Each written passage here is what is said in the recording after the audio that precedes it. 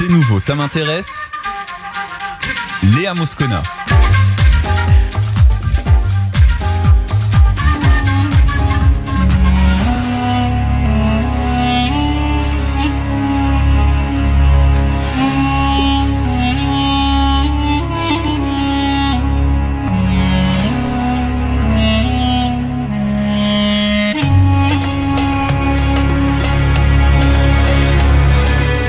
Nous sommes à Jérusalem et les archéologues israéliens ont dévoilé une table de mesure datant de 2000 ans. Alors c'est l'occasion pour nous ce matin de revenir sur cette découverte archéologique. Que peut-elle nous apprendre sur l'histoire de Jérusalem?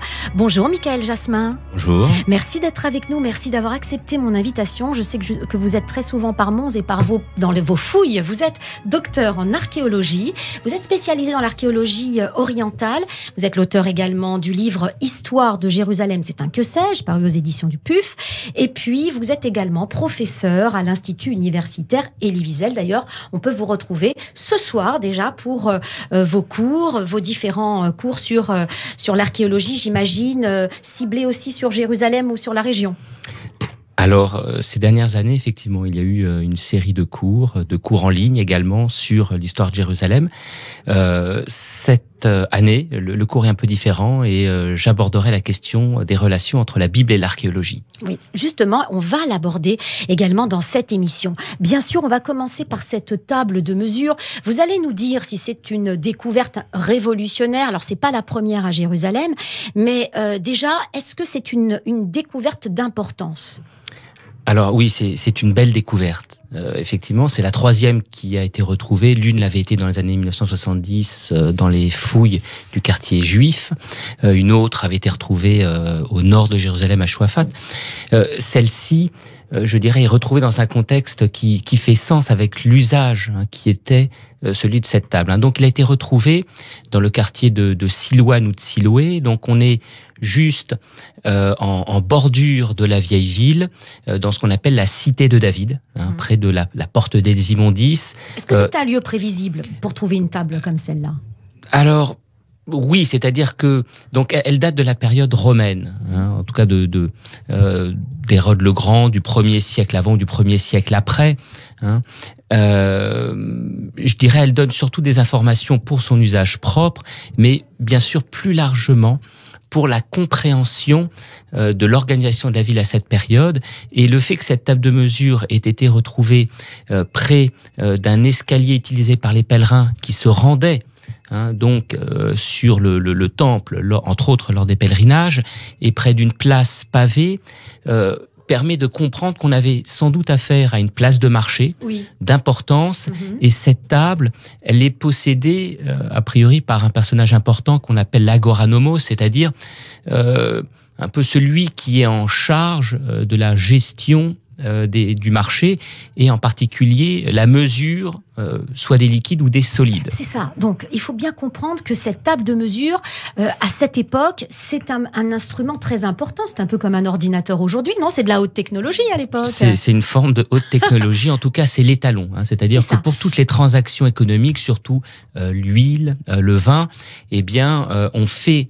Les commerçants se rendent donc chez l'agoranomos, qui est celui qui possède cette table-là, et ils permettent, une fois qu'ils mesurent la quantité, eux-mêmes de voir ce que la quantité utilisée par la suite pour les ventes. Donc on imagine le temple, et au bas du temple, à l'extérieur, on imagine des gens échangeant, une activité commerciale très importante. C'est ce qui se passait. Tout à fait. Alors, donc c'est une table de mesure, c'est quand même pas anodin. Donc ça nous donne pas mal d'informations. Est-ce qu'on peut savoir, malgré tout, si elle appartenait à un juif ou pas ? J'ai envie de vous dire sans doute oui, à cette période, c'est-à-dire lorsque le temple est en activité, donc avant sa destruction, dans les années en 68 de notre ère, la majorité de la population de Jérusalem est juive. Donc, a priori, ce responsable économique devait être juif. Bon, on ne peut évidemment pas en être assuré. Mais... Donc, chacun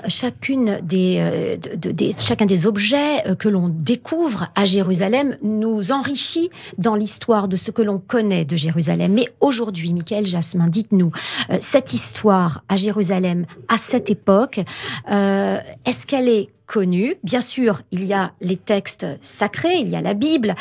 Ce n'est pas assez scientifiquement prouvé, donc on a laissé de côté peut-être toutes ces informations-là. Mais aujourd'hui, est-ce que on a quand même de bonnes informations sur ce qu'était l'histoire ou ce qu'est l'histoire de Jérusalem? Oui, on a quand même beaucoup d'informations. Il faut quand même se dire, Jérusalem et en particulier la vieille ville et ses abords sont sans doute une des zones les plus fouillées au monde. Ça fait plus d'un siècle et demi qu'il y a des recherches archéologiques. On trouve quelque chose. Bien sûr. Vous voyez, c'est comme pour Rome ou d'autres grandes villes de l'Antiquité. Alors évidemment, certaines périodes sont mieux connues que d'autres, certaines périodes font l'objet de plus d'investigation que d'autres, et il est évident que la période que l'on appelle du Second Temple, c'est-à-dire contemporaine d'Hérode le Grand, est privilégiée, puisque ça correspond, c'est entre 30 avant notre ère et 70 de notre ère, donc on a à peu près un siècle. C'est un siècle qui a vu des transformations fondamentales dans l'histoire de l'humanité. Évidemment, avec l'existence du temple, le culte juif, la destruction du temple, et Jésus qui est contemporain de ce temple. Oui, alors justement, pour connaître cette histoire à Jérusalem, on se base sur les découvertes archéologiques, mais très longtemps, on a parlé d'archéologie biblique. Alors aujourd'hui, on a affaire à quoi? À quel type d'archéologie? Alors, la Bible, elle est évidemment très présente à Jérusalem. Ça serait d'être aveugle. C'est un sentier biblique là-bas. Et bien sûr, c'est un sentier biblique, Bible hébraïque, Nouveau Testament, et pas uniquement pour les pèlerins. Le rapport, je dirais, imaginaire, mais également réel, avec Jérusalem est bien sûr très fortement empreint de la lecture et de la relation que l'on a et la connaissance que l'on a avec la Bible. Alors, ce qu'on a appelé l'archéologie biblique, effectivement, elle s'est mise en place au cours plutôt surtout de la seconde moitié du 19e siècle. Son âge d'or correspond aux premières décennies du 20e siècle, jusqu'aux années 60, 70, Et depuis une bonne génération, depuis au moins une trentaine d'années, il y a effectivement l'idée que l'archéologie biblique, c'était ce qui se faisait avant, et que ça serait un terme un peu péjoratif pour lorsque l'on pratique l'archéologie actuellement. On est un peu en train de revenir là-dessus. C'est justement l'objet du cours que je donne à l'Institut universitaire Elie Wiesel cette année. Il est évident que lorsque l'on fouille à Jérusalem, la Bible, en tout cas pour certaines périodes, pour tout ce qu'on appelle l'âge du fer, ou le temple, pour les différents temples, le texte biblique, même s'il n'est pas un document fondamentalement historique, ne peut pas être écarté de la compréhension et du regard qu'on a sur Jérusalem. Est-ce que ça signifie que lorsqu'on parlait d'archéologie biblique, tous les vestiges que l'on trouvait à Jérusalem étaient là pour essayer de démontrer les dires des textes sacrés, et qu'aujourd'hui on essaye de s'émanciper des textes sacrés pour essayer de trouver une histoire? Et puis, si d'aventure, il y a des recoupements, c'est heureux, mais sinon, on se base sur les preuves. C'est tout à fait ça. Je dirais que on ne part pas la Bible à la main et on essaye de retrouver des concordances par l'archéologie. On s'inscrit dans l'archéologie actuelle, s'inscrit dans une démarche scientifique, mais ne pas vouloir faire référence au texte biblique si c'est nécessaire, c'est évidemment quelque chose qui est contre-productif dans ce qui est de l'écriture de l'histoire. Ouais. Est-ce qu'on a d'autres écrits qui pourraient peut-être, au même niveau que la Bible, nous apporter des informations pour cette période ? Alors bien sûr, à chaque période, alors certaines sont privilégiées bien sûr, mais à chaque période, il y a ce qu'on appelle des sources extra-bibliques. hein, c'est-à-dire des documents parfois locaux, parfois voilà, qui peuvent être égyptiens à l'âge du bronze, qui peuvent être des textes assyriens, de rois assyriens contemporains de l'Ancien Testament, ou des auteurs antiques, par exemple, bien contemporains du Second Temple à Jérusalem. Voilà, Philon d'Alexandrie, Flavius Joseph. Donc, il y a bien sûr il y a de la matière quand même. Il y a de la matière, ouais. Et tous ces documents doivent être aussi regardés avec circonspection, hein, oui, c'est-à-dire voilà, on ne prend pas ça pour argent comptant, mais ce sont des sources. Oui, c'est un élément supplémentaire, peut-être pour corroborer ce qu'on a pu trouver. Alors, voyons maintenant les vestiges. Donc, on a trouvé cette table de mesure. C'est quand même. Alors, c'est un objet qui a 30-40 cm de haut. C'est un cube, c'est un gros cube. Alors voilà, la table est fragmentaire, elle n'est pas complète. Ah oui, d'accord. Voilà. Donc, c'est un fragment de la table. Exactement, c'est un fragment. Donc, en fait, il y a un angle. Hein, on a à peu près au moins, je dirais peut-être un quart ou un sixième de la table. On ne connaît pas forcément voilà sa taille. Après, on peut faire des comparaisons avec d'autres tables de mesure qui auraient été retrouvées voilà, dans l'Empire romain ailleurs. Hein, c'est-à-dire ce sont des unités standardisées qui existent, voilà, qui sont connues pour ce qui est des volumes comme des poids. On a d'ailleurs retrouvé tout un nombre de poids en pierre, enfin de pierres, hein, oui, elles sont rondes, un peu aplaties, qui correspondent à des étalons de masse. Hein. Donc les deux fonctionnaient ensemble. Hein. Donc liquide volume et masse. Et il fallait que ce soit aussi équivalent avec la région, les autres commerçants. Ça l'était depuis des siècles. Hein. Ce sont des unités commerciales très importantes et qui sont connues, répertoriées. Donc voilà. Donc cette table, on a un bord. Il y a deux demi-sphères ou un peu deux demi-ovales creusées avec un trou en dessous. Il suffit en fait de mettre le doigt pour boucher la partie inférieure. Vous versez le liquide et puis après voilà, le commerçant qui vient pour faire sa mesure met un petit récipient en dessous pour recueillir après l'huile ou le vin. C'est ingénieux quand même. Voilà, c'est ingénieux et tout à fait efficace. Alors donc c'est vrai que cette découverte, elle est quand même assez rare, je dirais, parce que en général à Jérusalem et dans la région, quels sont les types de vestiges que l'on trouve? Ce sont des jarres, j'imagine, des pots en général. Souvent, oui, on trouve des fragments de murs, des jarres, des morceaux des tessons de céramique, des choses tout à fait fragmentaires. Là, on a bien sûr affaire à un objet qui est tout à fait rare et qui surtout est relativement en contexte. Hein. C'est-à-dire, l'important, c'est qu'il soit à proximité de cette cour ou de cette place, je dirais pavée, à grande proximité, voilà, du mont du Temple. Et c'est la compréhension qu'il permet d'avoir sur l'organisation urbaine et donc la possible place de marché. Voilà. Alors, ce qu'on comprend, c'est que lorsqu'on trouve un objet, bien sûr, il y a l'objet en soi qui est très important pour nous renseigner sur ce que l'on connaissait ou ce que l'on faisait, les usages et les modes de vie. Mais c'est, donc d'après ce que vous dites, le lieu. J'imagine aussi la profondeur. Et là, cela m'amène à vous poser la question sur la datation. Parce que j'imagine que la première chose que l'on se pose comme question, c'est de savoir, mais de quand ça date? Et là, est-ce que la science aujourd'hui, est-ce que les avancées technologiques nous permettent de dater tout ce que l'on trouve? Ou il faut vraiment que ce soit certains types de vestiges? Pour résumer, on a deux types de datation en archéologie, ce qu'on appelle les datation relative et de datation absolue. Une datation relative, c'est la plus efficace et la plus commune. Hein. C'est par exemple, ce sont tous les morceaux, les fragments de céramique que vous retrouverez à proximité de cette table de mesure. Et on considère que tout cela est contemporain. C'est ça. Donc, lorsque l'on connaît la céramique, on dit, ah voilà, on a une céramique caractéristique des premières décennies du 1er siècle de notre ère. Donc, la logique est que cette table soit de cette même période. Voilà. Donc, c'est toute cette couche qui date comme ça. Les datations absolues, voilà, ce sont des approches archéométriques, voilà, avec, par exemple, des datations carbone 14, donc des fameuse datation au carbone 14 ou d'autres. Alors maintenant le problème c'est que, et ça arrive, parfois ça correspond, hein, datation absolue et relative. Et parfois, et c'est le cas aussi à Jérusalem, on a retrouvé une muraille du bronze moyen du XVIIIe siècle avant notre ère, hein, datée à partir de la forme de la construction. On a fait des datations et on a une datation qui est du IXe siècle avant notre ère. Vous voyez, il y a près d'un millénaire de différence. Et là, ceux qui ont fait les analyses disent, écoutez, on est très embêtés. Oui. Ça ne correspond pas, on ne sait pas comment l'expliquer, on vous livre les résultats, à vous de comprendre historiquement ce que ça peut vouloir dire. Vous voyez, donc il suffit pas d'avoir une datation, quand bien même elle serait absolue et donnée par des méthodes scientifiques.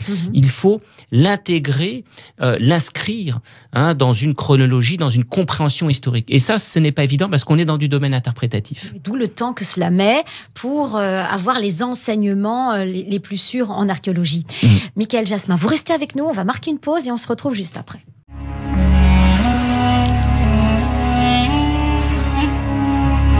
Et on se retrouve dans la seconde partie. C'est nouveau, ça m'intéresse. Nous parlons d'archéologie. Vous le savez peut-être, et vous le savez sans doute si vous nous avez écoutés. Depuis le début de cette émission, eh bien, il y a quelques jours, les archéologues israéliens ont dévoilé une table de mesure datant de 2000 ans à Jérusalem et en compagnie de Michaël Jasmin, qui est docteur en archéologie et spécialisé en archéologie orientale. Eh bien, nous donnons quelques informations sur cette table de mesure. Qu'est-ce que cela peut nous apporter comme information sur l'histoire à Jérusalem et plus largement, eh bien, nous voyons comment ça se passe, cette archéologie spécifiquement sur ce sentier biblique qu'est Jérusalem et la région. Michaël Jasmin, vous êtes spécialisé dans l'archéologie orientale. Pourquoi avoir choisi cette spécialité? Est-ce que c'est là, est-ce que c'est l'endroit du globe où c'est le plus intéressant parce qu'on trouve davantage d'informations, c'est plus parlant que, je sais pas, dans la région parisienne, par exemple? Alors, écoutez, c'est difficile de répondre. Je crois que toutes les régions peuvent évidemment peuvent être passionnantes et je m'intéresse aussi, étant parisien, à l'archéologie de la région parisienne. Et bon, maintenant évidemment, je crois que dans mon choix de me spécialiser sur l'archéologie d'Israël, il doit y avoir bien sûr, au-delà d'un intérêt universitaire et d'un cursus universitaire sans doute classique, un intérêt, un questionnement sur ce qui s'est joué à des époques lointaines dans cette région et qui parle directement à la culture judéo-chrétienne et aussi à des positionnements, voilà, des questions d'identité, de tradition, et qui font sens. Mais c'est aussi que c'est une région qui reste malgré tout mystérieuse. Vous nous avez dit tout à l'heure en première partie d'émission, oui, alors on a d'un côté les textes sacrés, on ne peut pas en faire fi de ces documents, on a d'autres documents, et puis il y a beaucoup de vestiges que l'on retrouve, on gratte la terre et à 3 cm on trouve des vestiges. Donc malgré cela, il y a quand même un mystère qui demeure sur cette histoire de Jérusalem. Vous êtes en ce moment même pris dans des fouilles? Oui, c'est sûr qu'en Israël, la magie de l'archéologie opère pleinement, oui. De par les questionnements, de par ce qu'on y découvre, et toutes les civilisations méditerranéennes y ont laissé leurs traces. Donc on est évidemment sur un terrain qui est sans doute une des régions les plus fouillées et les mieux connues au monde. Il n'empêche que les découvertes continuent d'apporter leur lot d'informations parce que il y a des millénaires et des millénaires d'histoire à écrire, à mieux comprendre. Alors concernant effectivement mon activité archéologique en Israël, depuis 2014, je co-dirige une mission archéologique franco-israélienne sur le site de Tel Arziv, donc dans le nord d'Israël. Ça se trouve juste au nord de Nahariya. On est à peu près à 5 km au sud de la frontière du Liban. Donc voilà, vous voyez, c'est un site côtier, avec au bord de la mer.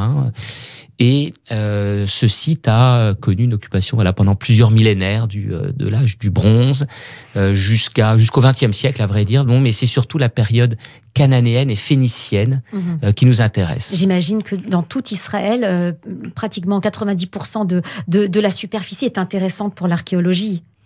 Oui, alors peut-être pas 90%, mais il est sûr que autour de Jérusalem, les traces humaines sont excessivement présentes. Ouais. Après, il y a des sites de faible intérêt, et puis il y a des sites exceptionnels.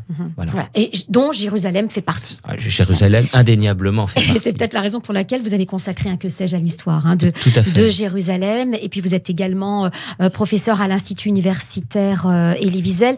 Et là, on peut vous retrouver même dès ce soir pour tout un cycle de cours. Alors revenons à Jérusalem, puisque cette table de mesure a été trouvée dans ces lieux. Il y a des archéologues qui s'affrontent, qui ne sont pas tous d'accord sur ce que l'on apprend sur l'histoire de Jérusalem.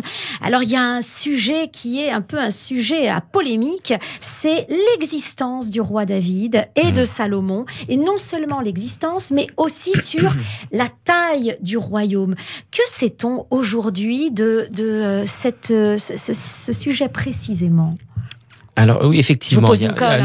Non, c'est pas une colle. Je vais essayer d'y répondre de manière, pas polémique. Après, il est évident que c'est un sujet qui fait actuellement l'objet de recherche. C'est-à-dire qu'il y a différentes écoles, et on pourrait dire il y a deux grandes écoles en Israël, l'école de Jérusalem, plutôt traditionnelle, et l'école de Tel Aviv, plutôt à écrire une histoire un peu à rebrousse-poil, et dont peut-être l'archéologue, le tenant le plus connu est Israël Finkelstein. C'est ça. Voilà, qui depuis surtout les débuts des années 2000 a beaucoup écrit sur cette question. Que David existe, mais qu'il était chef d'une tribu et que ça n'était pas le royaume dont on parle. Oui, voilà, pour résumer, c'est ça. C'est-à-dire c'est important de redire qu'il n'a jamais dit que David et Salomon n'avaient pas existé. Ce sont des rois locaux, mais effectivement qui n'étaient pas à la tête d'un royaume étendu tel que le décrit la Bible. Pour lui, ils étaient chefs de tribu. Ils étaient alors chefs de tribu. Bon, en tout cas, ils étaient un peu comme des roitelets ou de petits rois locaux contrôlant une région, sans doute la Judée.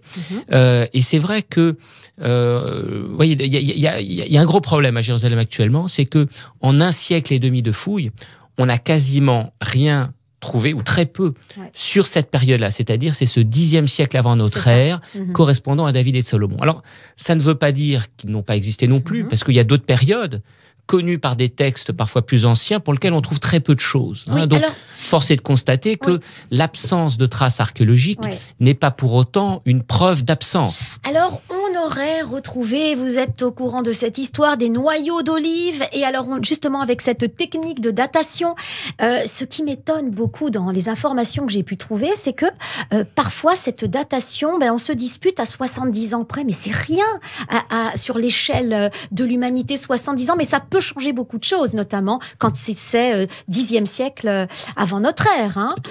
Tout à fait, bien sûr, mais parce que lorsqu'on est dans une démarche, on pourrait dire, d'histoire biblique, c'est-à-dire où on se réfère au texte biblique pour écrire l'histoire, on a un compute, c'est-à-dire une chronologie des rois qui est assez précise. On dit David a régné tel nombre d'années, Salomon ainsi de suite.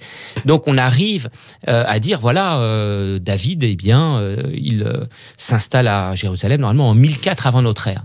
Évidemment que les datations ne peuvent pas être aussi précises. Donc si par des interprétations différentes on arrive à 910, un siècle plus tard, alors qu'est-ce que ça veut dire? Est-ce que ça veut dire que David aurait régné un siècle plus tard, ou ce que l'on attribuerait à David, ne lui serait pas lié, mais à un autre roi?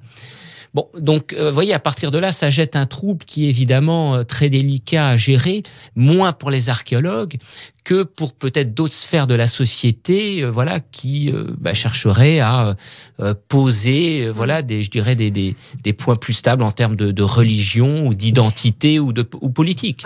Et parfois, ce que l'on trouve ou ce que l'on déterre, nous permet d'élaborer des scénarios. Par exemple, lorsqu'on va trouver des murs d'une très grande épaisseur et très imposants, on se dit, ça peut pas être un petit village, c'est forcément un grand royaume. Donc si c'est un grand royaume, et pourquoi ce ne serait pas celui de David, par exemple?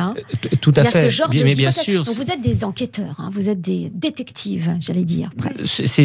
La démarche ressemble tout à fait à ça. On part de traces, et puis il faut les faire parler. Il faut quelque part... L'archéologue vise à écrire l'histoire en partant des traces matérielles. Donc, il y a bien un moment où, vous voyez, on a dans l'idée que les éléments matériels ne mentent pas, qu'on est face à un fait je crois que c'est une belle idée qui a beaucoup accompagné l'archéologie, mais qui fondamentalement n'est pas juste. C'est-à-dire qu'il y a bien un moment où on doit faire, quand on écrit l'histoire, on doit faire de l'interprétation des données matérielles. Et c'est évidemment là que, selon les écoles, selon ce à quoi on veut arriver, eh bien, on va faire parler de telle ou telle manière, tel mur, selon qu'il soit épais, dire c'est un mur très épais, sans doute c'est le palais du roi David, ou c'est un mur très épais, on n'est pas sûr qu'il date du roi David, et c'est peut-être la maison d'un patricien. Vous voyez, tout de suite, ce n'est pas la même chose. Parce qu'il est difficile, j'imagine, de dater une pierre. On peut peut-être même pas dater une pierre. C'est assez difficile. Ouais. J'aurais envie vraiment de continuer avec vous. Il y a des tas de questions encore. Vous nous parlerez, vous reviendrez nous voir. Je vous remercie beaucoup, Michaël Jasmin, d'avoir été avec nous. Je rappelle que vous êtes archéologue et l'auteur du livre C'est un que sais-je, Histoire de Jérusalem. Et puis vous êtes professeur à l'Institut universitaire Elie Wiesel. On peut vous retrouver dès ce soir dans vos cours. Et bien sûr, à très bientôt sur notre antenne. On continuera de parler de l'histoire d'Israël avec vous. Au revoir. Au revoir.